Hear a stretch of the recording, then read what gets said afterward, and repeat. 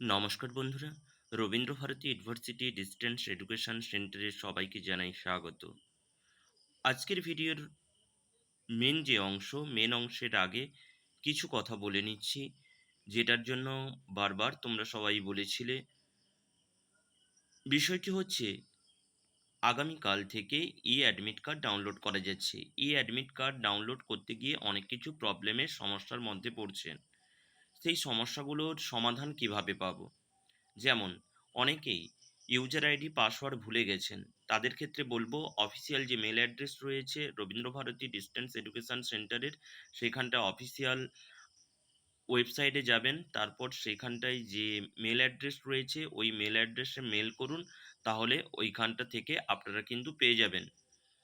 দ্বিতীয়ত, কারোর user ID মনে রয়েছে, পাসওয়ার্ড মনে নেই, আপনারা তাহলে ফরগেট পাসওয়ার্ড করুন। ফরগেট পাসওয়ার্ড করলে পেয়ে যাবেন। দ্বিতীয়ত, অ্যাডমিট কার্ডের মধ্যেই রয়েছে পরীক্ষার সেন্টার। তার জন্য কার কোথায় পরীক্ষার সেন্টার পড়েছে ওটা বারবার জিজ্ঞেস করার কোনো প্রয়োজন নেই। অ্যাডমিট কার্ড ডাউনলোড করলেই অ্যাডমিট কার্ডের নিচেই লেখা রয়েছে যে কোথায় পরীক্ষা পড়েছে আপনার। অ্যাডমিট কার্ড ডাউনলোড করতে গিয়ে অনেকে সার্ভার প্রবলেমের জন্য আসেনি। আপনারা পরে চেষ্টা করবেন। ওটা অ্যাডমিট কার্ড কিন্তু সবার ফার্স্ট সেমিস্টার চলে এসছে, থার্ড সেমিস্টার বাকি রয়েছে। থার্ড সেমিস্টার 10 তারিখ থেকে ওটা অফিসিয়াল ওয়েবসাইট যেটা রয়েছে ওয়েবসাইটে পাবলিশড হবে অ্যাডমিট কার্ড।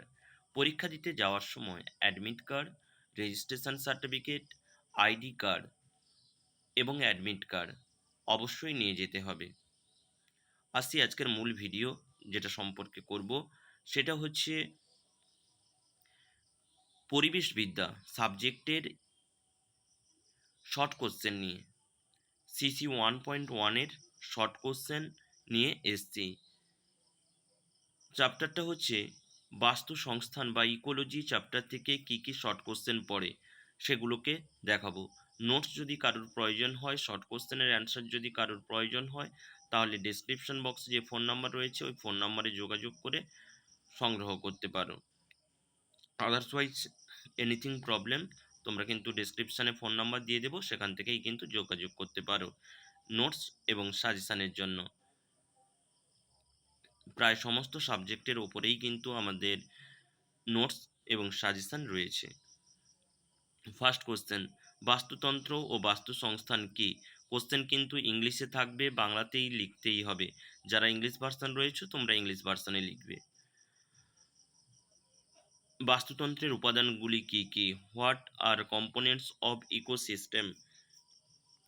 তারপর অটো ইকোলজি এবং সিনোকোলজি, ফ্লোরা ও ফোনা কি?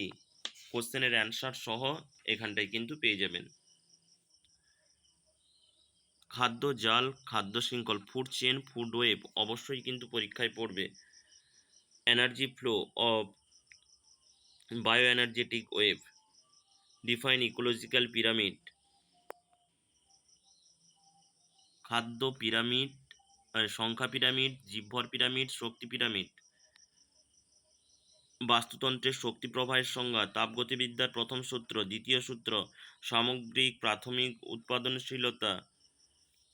আর সাইডে যেটা লেখা রয়েছে ওটা রবীন্দ্রভারতী ইউনিভার্সিটিতে কবে পড়েছে সেটা কিন্তু রয়েছে। গ্রস এনার্জি ইনটেক্ট, ব্রুম এবং অ্যালবেডো কি? অ্যালবেডোটা ভালো করে পড়ে রাখবে। সম্ভাব্য এবং যথার্থ বাষ্পীয় প্রচ্ছেদনের সংজ্ঞা।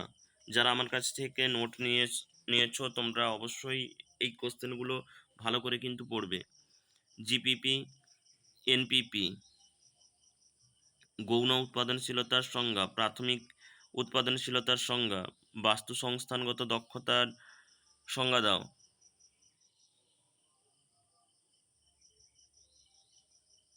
Primary and secondary succession, bio activation.